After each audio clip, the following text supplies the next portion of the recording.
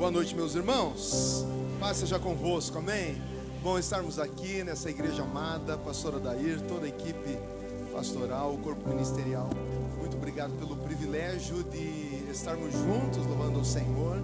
Está me acompanhando minha esposa, pastora Milene, toda a nossa equipe ali, parte da equipe, do Ministério de Louvor. Obrigado a todos os queridos que vieram da nossa igreja Fonte da Vida Uberaba para, como dizem os irmãos, pastor Adair, assembleianos, para cooperarem conosco, Obrigado pela presença dos nossos queridos e que bom que você veio. Olhe para a pessoa que está ao teu lado, diga que bom que você veio. Fale nesta noite, Deus tem algo especial para realizar na tua vida. Amém. Glória a Deus. Queridos, quem fica no barco só conta a história dos outros. Quem fica no barco só conta a história dos outros. Mas quem sai do barco faz história. Amém? E eu quero declarar no nome de Jesus que nesse ano 2022 você vai sair do barco e você vai fazer história em nome de Jesus. Amém? Você não vai ficar apenas contando a história dos outros. Você não vai ficar apenas contemplando os milagres na vida alheia, mas você vai ser uma bênção. A tua casa vai ser uma bênção. A visitação de Deus virá sobre você. A tua vida vai ser uma plataforma de milagres. Mas para isso nós precisamos andar por visão. Nós precisamos andar por fé. O nome dessa campanha é Rompendo em Fé. E nós precisamos andar por fé, andar por visão. E andar por fé é nada mais do que nós caminharmos debaixo daquilo que Deus tem para nós, debaixo daquilo que o Senhor tem para as nossas vidas. A Bíblia nos fala em Provérbios capítulo 29, versículo 18, que não havendo visão ou não havendo profecia, o povo corrompe-se. Nós precisamos de visão como povo de Deus. Como povo de Deus, nós precisamos ter uma revelação, aquilo que Deus tem para nós. É bem certo, queridos, que a revelação de Deus para o homem, a revelação de Deus para o ser humano está na palavra, é a Bíblia. A Bíblia é a manifestação especial de Deus a nós. As Escrituras falam do amor de Deus e do plano de Deus. Porém, Deus tem algo a realizar neste tempo, nesses dias, neste ano, neste dia que se chama hoje, na tua vida e através da tua vida. Porque algumas vezes nós olhamos os textos bíblicos e estudamos a Bíblia e fazemos leituras das Sagradas Escrituras, mas parece que aquilo está tão longe de nós. Parece que aquilo não está real, não é verdadeiro nas nossas vidas. Nós precisamos de uma visão personalizada de Deus para cada um de nós. Porque da mesma forma como Deus ele se manifesta de uma forma global, Deus se manifesta de uma forma coletiva, Ele se manifesta de uma forma pessoal. De todos os deuses que o mundo apresenta, o único Deus que é pessoal é o Deus de Israel, é o Deus da Bíblia. O mesmo Deus que é um Deus geracional, o Deus de Abraão, de Isaac e de Jacó, é o Deus que se relaciona também com o indivíduo. Ele se relaciona com as gerações, mas ele também se relaciona com o indivíduo. E eu quero encorajar você nesse novo ano. Ainda nós estamos aí no início de fevereiro, então ainda dá para a gente trazer uma mensagem encorajando você para um novo ano. Eu quero que você seja encorajado pelo Espírito de Deus a buscar a vontade do Senhor, que é boa, perfeita e agradável para a tua vida. Que você venha ser alinhado pelo Espírito Santo, que você possa recentralizar. Sabe que quando a gente está em algum lugar e às vezes o GPS fica meio perturbado, endemoniado ali, às vezes leva para um lugar, leva para outro, e daí aparece assim, recentralizar. E você clica naquele botão e de repente ele te coloca na rota de novo. Algumas vezes nós precisamos dessa recentralização. Nós precisamos voltar ao centro. Nós precisamos acalmar o nosso coração diante de tantas coisas que acontecem no nosso mundo e dizer: Senhor, o que o Senhor tem para a minha vida? O que o Senhor tem através de mim? O que o Senhor tem para a minha casa? O que o Senhor tem para a minha família? Isso é buscar uma visão do Senhor. Deus já preparou esse novo ano para você. já está preparado. Deus, na sua dimensão, Ele não precisa fazer mais nada, Ele já fez tudo. Isso se chama soberania de Deus. Mas na dimensão humana, Ele vai estabelecendo os seus propósitos, e nós precisamos estar atentos para esse agir de Deus nessa dimensão humana na qual nós estamos vivendo. Nós precisamos nos alinhar aos planos do Senhor, aos propósitos do Senhor. O apóstolo Paulo nos fala em 1 Coríntios capítulo 3, versículo 9, que nós somos cooperadores de Deus. Vocês são lavoura de Deus e edifício de Deus. Nós precisamos cooperar com Deus. Essa tradução da palavra cooperar significa aquele que opera junto com. Nós fazemos uma parceria com Deus para cumprirmos os planos dele nas nossas vidas e através das nossas vidas. O apóstolo Paulo, ele usa duas expressões nesse versículo. Ele diz: olha, vocês são lavoura e vocês são edifício. Lavoura é uma expressão que se remete à agricultura, à produção que a terra dá de forma natural. Porém, para que haja qualidade nessa produção, é necessário que haja o cultivo da terra. Quando Paulo fala que nós somos lavoura de Deus, ele está dizendo que nós somos cuidados por Deus, que nós somos sustentados por Deus, que a terra da nossa vida, que nós somos preparados por Deus para que haja um cultivo em nós. É algo orgânico que Deus opera em nós. Somos a lavoura. Mas ele tem uma segunda expressão. Ele fala: vocês são não somente lavoura, mas vocês são também edifício. E edifício remete-se à obra humana, ao esforço empreendido em uma construção. Um edifício, ele não existe de forma orgânica. Um edifício, ele é construído. É necessário que haja uma intervenção humana, um projeto, uma execução, e por fim existe um prédio para ser habitado. Ou seja, tanto na lavoura quanto na edificação existe uma intervenção divina e uma cooperação humana. Nós não podemos achar que Deus vai fazer tudo nas nossas vidas. Existe a nossa cooperação, a nossa parte. Nós precisamos viver a nossa vida como se tudo dependesse de Deus, mas trabalhar como se tudo dependesse de nós. Tudo dependesse de Deus, mas também trabalharmos como se tudo dependesse de nós. Para uma vida dentro dos propósitos do Senhor, nós precisamos pensar como Deus pensa. E pensar como Deus pensa exige abrir mão dos nossos preconceitos, abrir mão da nossa vã maneira de viver, abrir mão da nossa humanidade, para entrarmos numa dimensão espiritual. Você quer viver segundo a vontade de Deus para a sua vida, amém? Você vai ter que abandonar a sua própria vontade. É a visão e a vista que, aliás, é a visão e não a vista que determina o nosso destino. E eu quero falar nessa noite sobre a diferença de visão, e a gente pode substituir aqui dizendo de fé e de vista. Vista e fé, fé e vista.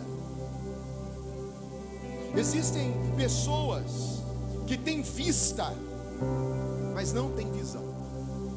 Existem pessoas que veem o mundo físico, mas não enxergam o mundo espiritual. E alguém disse que a vista é a pior inimiga da visão. Você não pode ser guiado pela vista, mas você deve ser guiado pela visão. A Bíblia fala que nós não andamos por vista, mas nós andamos por visão. Nós andamos por fé. Eu gostaria de partilhar com vocês a história de alguns homens na Bíblia que andaram por vista. Aliás, que não andaram por vista, mas sim por visão. A primeira história que eu gostaria de compartilhar com vocês está lá no livro de Números, capítulo 13, versículo 26 ao 33. Números capítulo 13, versículo 26 ao 33.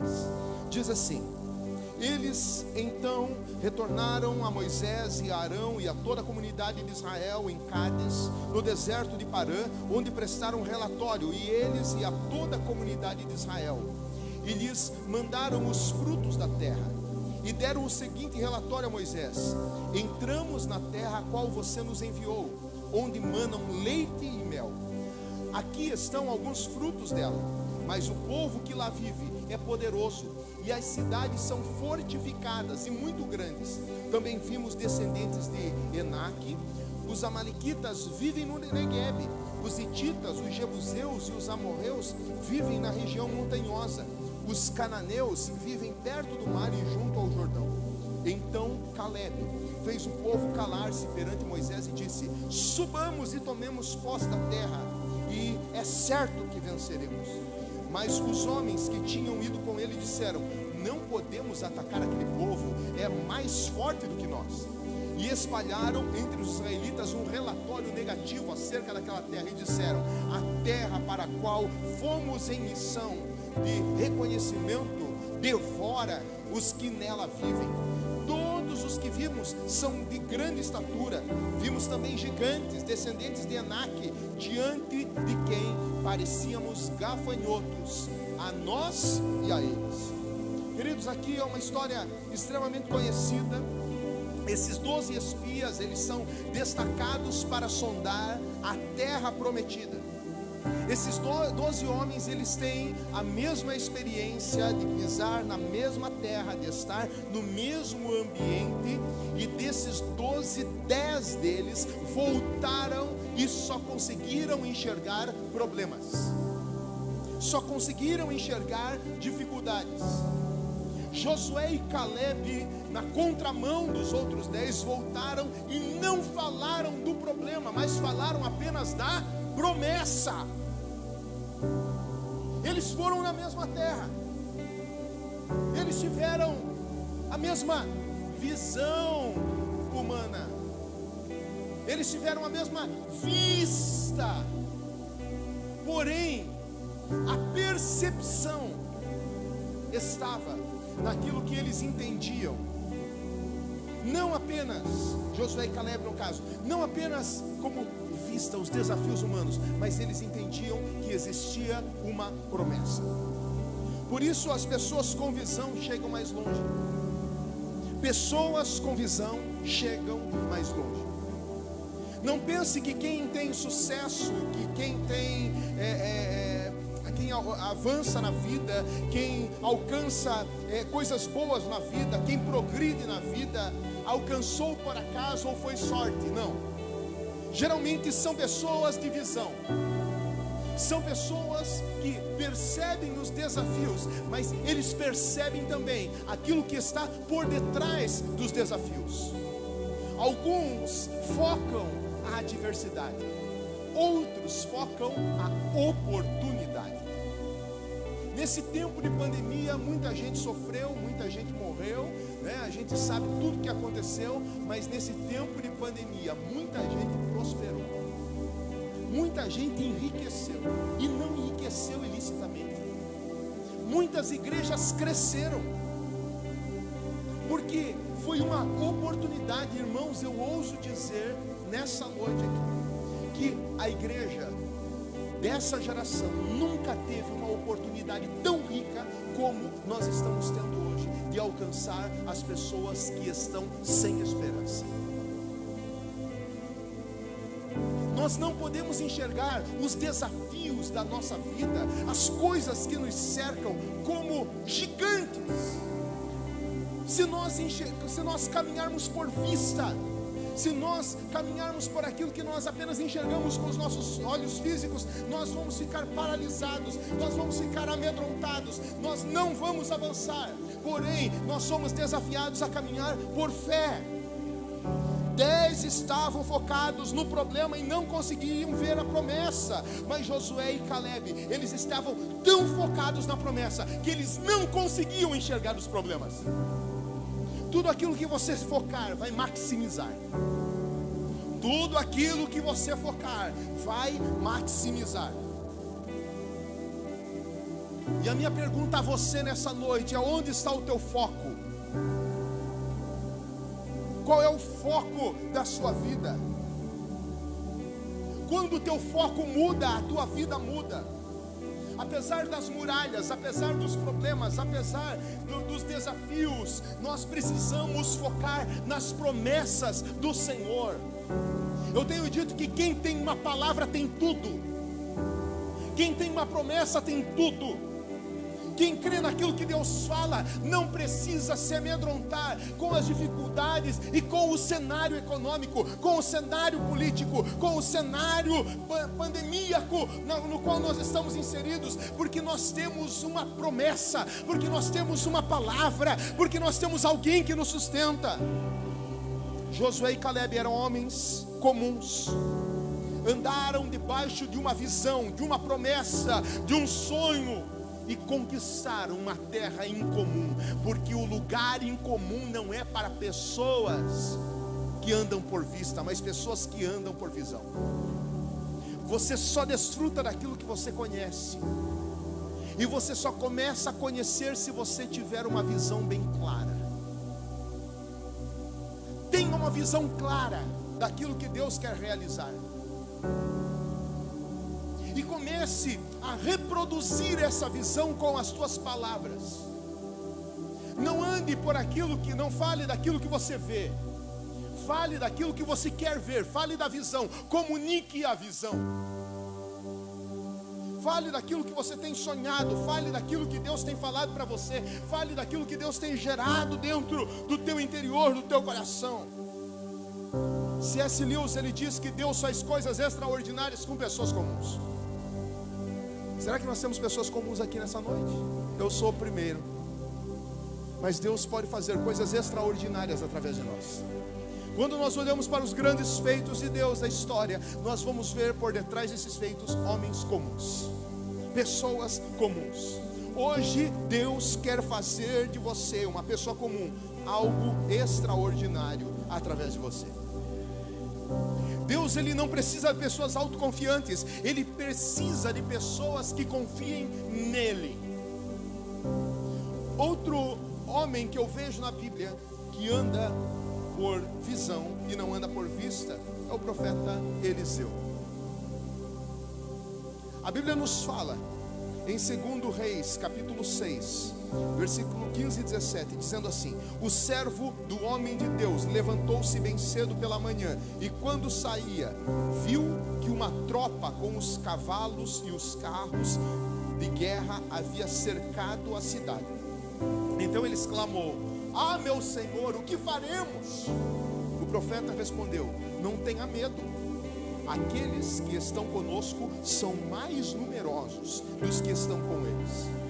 E Eliseu orou: Senhor, abre os olhos para que eu veja. Então o Senhor abriu os olhos do rapaz, que olhou e viu as colinas cheias de cavalos e carros de fogo ao redor de Eliseu. Queridos, a casa do profeta Eliseu estava cercada pelo exército de Ben-Hadad, rei da Síria. Eles haviam cercado aquela cidade de Samaria, e esse rei, ele constantemente fazia guerra contra Israel. E Eliseu tinha um menino, um servo que trabalhava com ele, Geazi. De manhã bem cedo, esse menino se levanta e vê os carros cercando a cidade, eles ali encurralados, como se estivessem presos, sem nenhuma rota de fuga. E imaginem o desespero daquele garoto. O profeta dormindo, ele abre a janela, vê a cidade cercada, eles encurralados. Ele pensou: estamos entregues nas mãos dos inimigos. E Geazi, agora, ele que estava olhando por vista, ele é levado pelo profeta a ter a visão do mundo espiritual aberta. Os olhos espirituais de Geazi se abrem diante da palavra do profeta. Geazi, ele vira para o profeta e pergunta o que eles iriam fazer diante de toda aquela situação. O que eles iam, de que forma eles iam resolver, que solução eles iriam ter, para onde eles iriam fugir. E daí o profeta Eliseu, ele diz assim: olha, não temas, porque mais os que estão conosco dos que estão com eles. Com certeza o piano não entendeu nada. Ele olha para o profeta, ele olha para ele: nós dois, como mais os que estão conosco? São milhares que estão lá fora, nós dois estamos sozinhos aqui dentro. Geazi não deve ter entendido nada. Como seriam mais os que estavam com eles? Mas agora os olhos do rapaz se abrem, e aqui percebe-se claramente a diferença do olhar de um menino e do olhar de um homem de Deus. Quando você está numa situação difícil, você olha a situação como um menino ou como um homem de Deus? Quando você está numa situação difícil, você tem o olhar de uma menina ou o olhar de uma mulher de Deus? Quando você se depara numa situação de aflição, de angústia, e percebe que não existe saída, você encara essa situação por visão, por aquilo que você está enxergando humanamente, ou você agora prefere ter uma visão aberta do mundo espiritual? Eliseu, ele vendo a aflição do menino, ele clama ao Senhor para que abra os olhos de Geazi. E Geazi precisava ter essa experiência de ver com os olhos espirituais os recursos que Deus estava enviando para trazer livramento. Quando o moço ele teve a sua visão espiritual aberta, ele viu os montes cheios de cavalos e de carros de fogo. Então ele descobriu que o Deus de Israel, a quem Eliseu servia, agia com grande poder. Geazi viu o sobrenatural, o impossível de Deus que estava se manifestando naquele momento. Queridos, tempos difíceis fazem com que muitos percam a visão. Tempos difíceis fazem com que muitos fiquem paralisados pelo medo, pelo pânico, pela ansiedade, pelas doenças da alma. Muitos não têm experimentado viver as promessas de Deus porque estão carnais demais. Quando você ouve alguns crentes falarem, não existe diferença nenhuma de ouvir um ímpio falar. Reclama do governo, reclama da economia, reclama do preço do mercado, reclama do tempo, reclama da chuva, reclama do sol, reclama do governo, reclama de tudo que pode reclamar.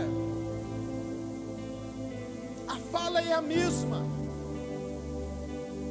porque os crentes nesses dias estão carnais demais, estão vivendo por vista e não por visão, estão vivendo por vista e não por fé. Andar por vista nos fala de viver pelas circunstâncias que estão à nossa volta. É o andar natural das coisas, o andar por vista não nos leva a uma vida que agrada ao Senhor, porque se você andar por vista, a tua adoração diminui, a tua vida de piedade aniquila, a tua entrega e a tua devoção, ela mingua. Mas se você andar por visão e por fé, independente das circunstâncias e daquilo que te cerca, você vai intensificar a tua adoração e a tua vida com Deus, até porque nós servimos a Deus, nós adoramos a Deus, nós amamos a Deus, não apenas pelas coisas boas que Ele pode nos dar, mas porque Ele é Deus. Ainda que a figueira não floresça, ainda que não haja fruto na vide, ainda que as ovelhas das malhadas sejam arrebatadas, ainda que o campo não produza o seu mantimento, todavia eu me alegrarei, eu exultarei no Deus da minha salvação, porque nele está a minha confiança. Paulo fala que nem a morte, nem a vida, nem os anjos, nem os principados, nem os poderes celestiais, nem o presente, nem o porvir, nenhuma outra criatura poderá nos separar do amor de Deus, o qual está em Cristo Jesus, o nosso Senhor.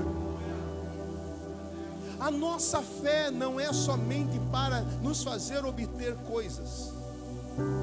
nós fomos ensinados e doutrinados que a nossa fé é apenas um elemento para nós conquistarmos a casa, o carro, a cura, a bênção e o milagre. Fé não é somente para as coisas materiais. Fé não é somente para nós obtermos, mas a fé é um elemento fundamental para que nós venhamos viver numa vida de sobrenatural. Uma vida totalmente envolvida com o mundo espiritual, muito mais com o mundo espiritual do que o mundo material. O que Deus quer nesse tempo é nos levar a um lugar de revelação. A vista é algo que limita os nossos olhos. A vista refere-se apenas àquilo que eu realmente consigo enxergar, aquilo que é palpável. Mas andar por visão, por sua vez, nos fala de viver não pelo que se vê, não pelo que se está passando, não pelo que se está sentindo, mas sim por aquilo que Deus falou ao meu respeito. É crer naquilo que Deus disse sobre a minha vida. É a visão que determina o teu destino, e não a vista. Talvez você venha de uma história difícil, de uma família difícil, de complicações familiares, e você olha para trás, você olha a tua família, você olha a tua história, você olha tantas coisas que aconteceram, e você diz assim: meu Deus, quanta coisa ruim, eu vou ser mais um. Mas quando você acredita naquilo que Deus tem para a tua vida, naquilo que Deus tem depositado sobre você, naquilo que Ele tem derramado sobre você, e você se apropria dessas verdades, você olha por vista, você vê a realidade, mas você diz assim: eu vou decidir agora andar por aquilo que Deus fala, e não segundo o curso maldito que a minha família anda. Isso verdadeiramente se chama romper com as heranças. Uma maldição, ela é quebrada quando existe um posicionamento. Maldição não se quebra através de oração, maldição não se quebra através de campanha, maldição não se quebra através de alguns rituais, maldição se quebra através de um posicionamento firme com o Senhor. Eu rompo com o passado, com as alianças que eu fiz lá no passado, que os meus antepassados fizeram, e agora eu decido andar, não mais por vista, mas andar por aquilo que Deus tem falado. Deus diz para Abraão: eu farei de ti uma grande nação. A tua descendência será abençoada. E a partir daí vem a bênção sobre Abraão, sobre Isaac e sobre Jacó. A bênção geracional. Porque uma vez se a maldição se estabelece até a terceira, quarta geração, a bênção ela vem para 1000 gerações. Ezequiel teve a experiência de não andar por vista, mas de andar por visão. Capítulo 37, versículo 3 ao 5 de Ezequiel. Ele me perguntou: filho do homem, esses ossos poderão retomar a viver? Eu respondi: ó Senhor, só tu sabes. Então ele me disse: profetize a esses ossos e diga-lhes: ossos secos, ouçam a palavra do Senhor. Assim diz o soberano Senhor a esses ossos: farei um espírito entrar em vocês e vocês terão vida. Queridos, o Senhor, Ele leva Ezequiel, o profeta, a um vale que mostra a situação daqueles homens já sem vida, somente cadáveres. Já não havia mais carne nos seus corpos. Era um lugar hostil, um cemitério a céu aberto com ossos secos. Mas Deus, Ele decide levar Ezequiel agora profetizar, a ter uma visão de vida, para que aquela realidade de vista fosse transformada para a realização daquilo que Deus queria. Deus queria gerar vida, Deus queria levantar um exército naquele lugar. A vontade de Deus era que aqueles homens revivessem, e para isso Ezequiel precisava profetizar. Mais uma vez aqui eu vejo o elemento humano cooperando com Deus. O elemento homem cooperando com Deus. Vista enxerga o presente, vista enxerga a morte, vista enxerga a destruição, vista enxerga a miséria, vista enxerga brigas, vista enxerga contendas, mas a visão enxerga vida, visão enxerga esperança, visão enxerga salvação, visão enxerga paz, visão enxerga libertação, visão enxerga um futuro glorioso em Deus. Visão enxerga o futuro, vida, restauração, prosperidade, bonança.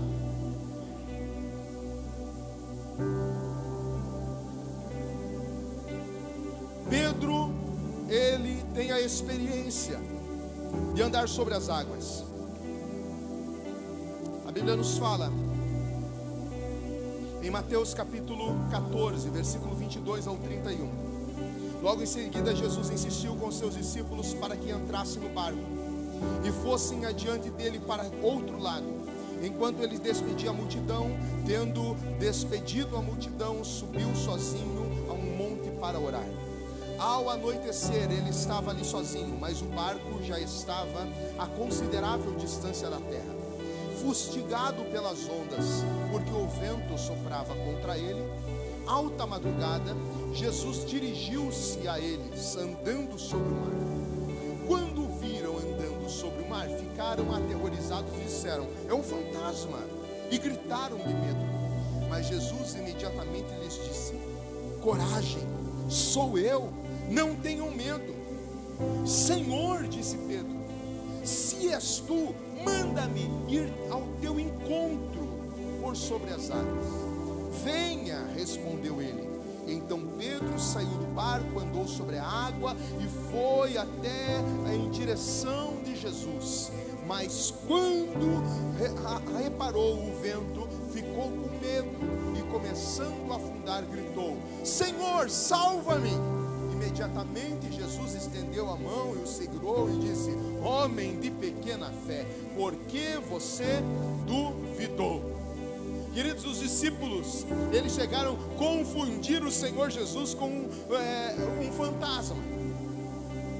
Porque quem anda por vista, vê demônios onde não existem. Quem anda por vista, não consegue nem ver Deus vindo ao seu encontro. Quem anda por vista, não consegue ver a presença do Todo-Poderoso no meio do caos, no meio da dor, no meio do luto, no meio do desespero. Deus está agindo em todas as situações se nós somos dele. O apóstolo Paulo fala que todas as coisas cooperam para o bem daqueles que amam a Deus. As coisas boas e as coisas ruins. O crente maduro, o crente que tem visão, o crente que anda por fé, ele consegue ver Deus palpável no vale da sombra da morte, nas dificuldades, nas enfermidades, nas lutas, nas aflições. Ele sabe que aquele que está vindo ao seu encontro não é um fantasma, não é Satanás, não são demônios, não, é o próprio Cristo que está vindo. Mas aquele que é imaturo, mas aquele que anda por vista, mas aquele que está amedrontado pelas circunstâncias, ouvindo demais o som da tempestade, atento demais para as coisas externas deste mundo, ele não consegue ter a percepção espiritual. Os sentimentos humanos nos fazem andar por vista.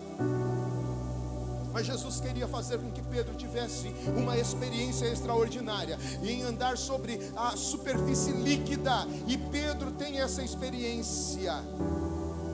Até que ele dá alguns passos ao encontro de Cristo. Que coisa sobrenatural, gente. Que experiência incrível. Andando sobre as águas. Até que ele olha para o vento. Ele começa a andar por vista. Estava tão bonitinho caminhando por visão. Os outros discípulos certamente maravilhados. Mas quando ele olha para as circunstâncias, começa a afundar. Tomé deve ter gritado: eu sabia. Mas Tomé não andou sobre as águas. Aqueles que ficaram lá no barco vendo a cena não andaram, só Pedro andou. Ele teve a experiência sobrenatural de andar sobre as águas. Mas a vontade de Cristo, o desejo de Cristo era que ele chegasse até o seu encontro. Mas ele passou a reparar nas circunstâncias. Tem pessoas aqui nessa noite que tiveram experiências extraordinárias com o Senhor. Tem pessoas nessa noite que viram já milagres, Deus realizando e operando na sua casa, na sua família, na sua vida. Começaram a fluir nos dons do Espírito Santo, começaram a ser uma bênção.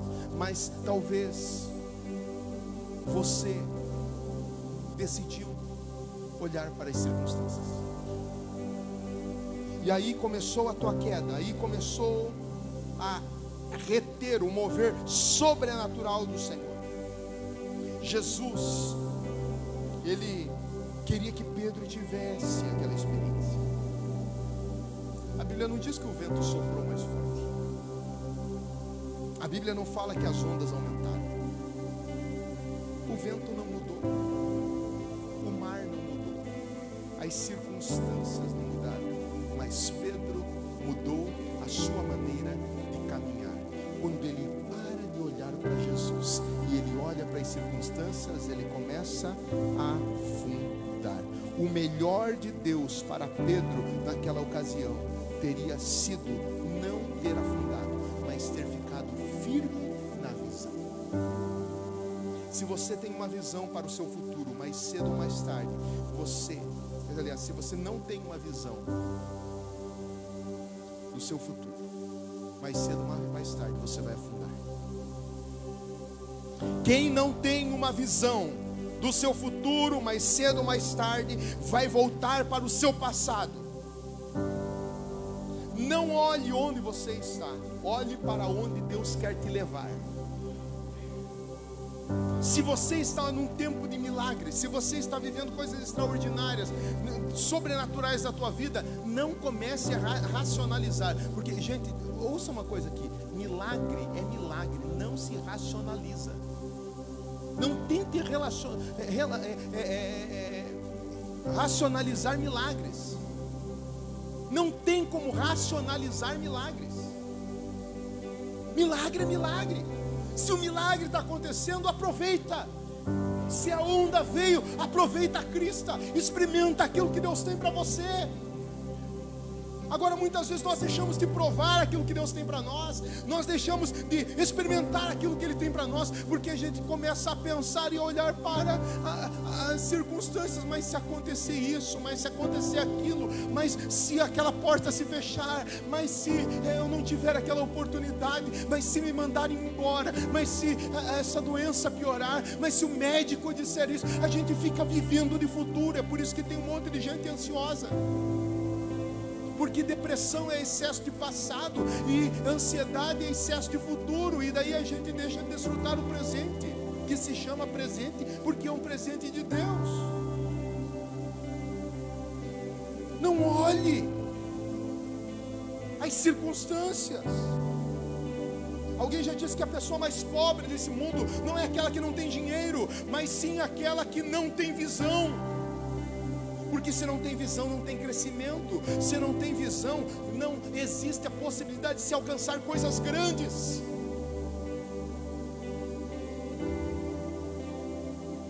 Nessa noite você vai continuar andando por vista. Nessa noite você vai continuar olhando as circunstâncias. Ou você vai ser como Geazi, ou você vai ser como Josué e Caleb, ou você vai ser como Pedro, ou você vai ser como o profeta que profetiza sobre os ossos secos, ou você vai se levantar contra toda circunstância que se mostra na visão e vai se estabelecer como profeta do Senhor e como um canal de bênção sobre a tua vida, sobre a tua casa, sobre a tua família e sobre essa geração.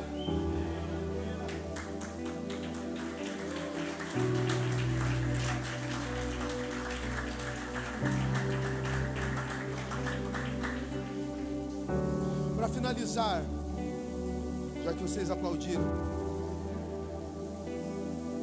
e começou pelo pastor Adair, entendi, né? Apocalipse capítulo 21, versículo 1 ao 7. João escreve: então vi um novo céu e uma nova terra, pois o primeiro céu e a primeira terra tinham passado e o mar já não existia. Vi a cidade santa, Nova Jerusalém, que descia do céu, da parte de Deus, preparada como uma noiva adornada para seu noivo. Ouvi uma forte voz que vinha do trono e dizia: agora o tabernáculo de Deus está entre os homens, com os quais ele viverá. Eles serão os seus povos, o próprio Deus estará com eles e será o seu Deus. Ele enxugará dos seus olhos toda lágrima. Não haverá mais morte, nem tristeza, nem choro, nem dor, pois a antiga ordem já se passou. Aquele que estava sentado no trono disse: estou fazendo novas todas as coisas. E acrescentou: escreva isso, pois estas palavras são verdadeiras e dignas de confiança. Disse-me ainda: está feito, eu sou o alfa e o ômega, o princípio e o fim. Aquele que tiver sede, darei de beber gratuitamente da fonte da água da vida. O vencedor herdará tudo isso, e eu serei o seu Deus, e ele será o meu filho. Queridos, o velho apóstolo João, exilado na ilha de Patmos, ele tem uma visão mais extraordinária que Caleb e Josué. Ele tem uma visão mais extraordinária que Eliseu e Geazi. Ele tem uma visão mais sublime do que Ezequiel, ao ver aqueles ossos ganhando carne, pele, vida e se levantando como exército. Ele tem uma visão mais extraordinária do que Pedro, que viu Jesus homem. Ele tem uma visão do Cordeiro ressurreto, daquele cujo rosto é como o sol que brilha ao meio-dia, daquele cuja coxa está marcada, escrita: Rei dos Reis e Senhor dos Senhores. Aquele que está estabelecido num trono que tem como base justiça e verdade, o Cordeiro ressurreto. João tem uma visão futurística. João, ele enxerga não somente o Cristo o qual ele tinha caminhado e visto, deitado, o seu rosto no seu ombro, no seu colo, visto os milagres que ele tinha operado, mas agora ele tinha uma visão do seu futuro, do Cristo glorioso, do Cordeiro entronizado. Queridos, se nós perdermos a visão de onde Cristo está, se nós perdermos a visão de quem é o nosso Deus, se nós perdermos a visão de que Deus, Ele é o soberano, todo-poderoso, e que está assentado no seu trono de glória, e que do seu trono de glória Ele manifesta a sua glória sobre toda a terra, porque a Bíblia fala que toda a terra está cheia da glória do Senhor. Toda a terra está cheia da glória do Senhor. E toda a terra é a nossa casa, a nossa família, a nossa conta bancária, a nossa igreja, o nosso estado, a nossa nação, o nosso bairro. Toda a terra está cheia da glória do Senhor. Mas onde está essa glória? A glória está disponível, a glória está aqui, a glória está manifesta, mas a glória precisa ser experimentada. E nessa noite o Espírito Santo está levantando você para ter uma visão futurística daquilo que pode ser a tua vida, cheio da glória do Senhor. O teu passado pode ter sido bom, mas o teu futuro vai ser melhor. E se o teu passado não foi bom, não determine o teu futuro pelo seu passado. Nessa noite o Espírito Santo vai trocar as lentes de muitas pessoas aqui. Nesta noite o Espírito Santo vai tirar a lente da vista e vai colocar as lentes de Deus, que se chama visão. A Bíblia nos fala que os olhos são a candeia do corpo. Se os teus olhos forem bons, todo o teu corpo será cheio de luz. Mas se os teus olhos forem maus, todo o teu corpo será cheio de trevas. Portanto, a luz está dentro de você, diz a Bíblia. E agora, para finalizar de verdade, Apocalipse 3,18. Dou-lhe este conselho: compre de mim ouro refinado no fogo, e você se tornará rico. Compre roupas brancas e vista-se para cobrir a sua vergonhosa nudez. E compre colírio para ungir os seus olhos e poder enxergar. Se coloque de pé. Nessa noite você veio para comprar colírio para poder enxergar. Queridos, a salvação, ela nos foi dada pela graça de Deus. A salvação, ela não vem de homens, ela vem de Deus. E ela é obtida não por méritos humanos, não vem por obras humanas, para que ninguém se glorie. A salvação é pela graça. Amém? Mas o reino de Deus, ele é conquistado por esforço. O reino de Deus é conquistado por esforço.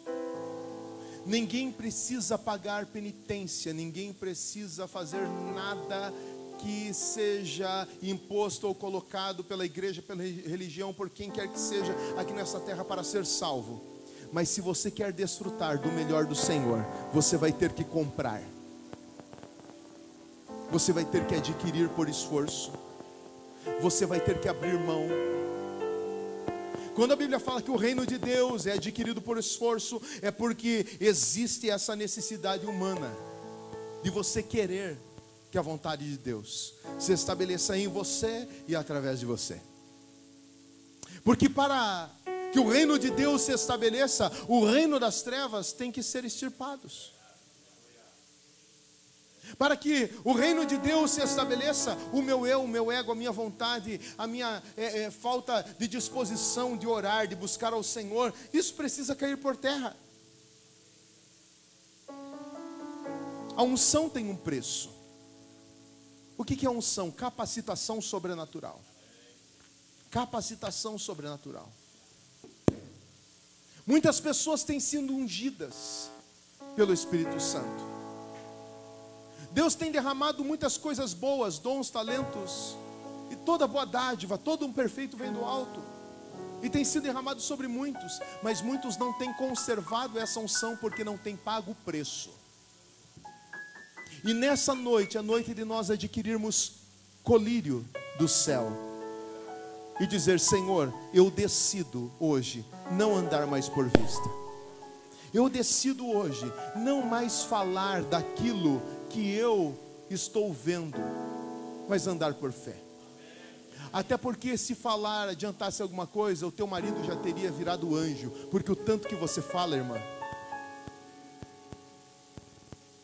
Se você resolvesse os teus problemas falando e reclamando, a tua conta bancária estaria cheia e você não teria mais problemas na tua vida. Pare de reclamar. A murmuração é a linguagem do ingrato. Mas a adoração, a gratidão é a linguagem daquele que tem o coração transformado pelo Senhor. Então agradeça. Comece a dizer: Senhor, unge os meus olhos hoje para que eu veja aquilo que o Senhor tem para mim, para a minha vida, para a minha casa, para a minha família, para o meu casamento, para a minha vida profissional, para o meu ministério. Eu quero, Senhor, andar por visão. Eu quero que o Senhor unja os meus olhos. Eu quero nessa noite, ó Deus, ter uma visão mudada e transformada pelo Senhor. Ore comigo nessa hora, ore comigo nessa hora. Erga a sua voz, erga a sua voz. Coloca a tua mão assim, ó, em direção dos teus olhos e diga: Senhor, abre a minha mente, abre os meus olhos. Ah, Senhor, que essa graça concedida age assim, que não andou mais com os olhos de um menino, mas andou enxergando como o homem de Deus enxergava. Nessa noite você pode ter entrado nesse lugar com o olhar de um menino, mas você vai sair daqui com o olhar de um gigante na fé, de um homem de Deus. Você pode ter entrado aqui com um cheiro de morte, com um aspecto de destruição sobre a tua casa, sobre a tua família, como um ambiente de alguém que está num vale de ossos secos, mas você sai desse lugar como um profeta para declarar a verdade do Senhor, a palavra do Senhor, a vontade do Senhor, para lançar decretos no mundo espiritual e profetizar a vontade do Senhor e dizer: ossos secos voltem a viver, carne sobre os ossos, vida sobre os ossos, restauração sobre os ossos. Nesta noite o Senhor toca nos teus olhos, mas o Senhor também toca nos teus lábios.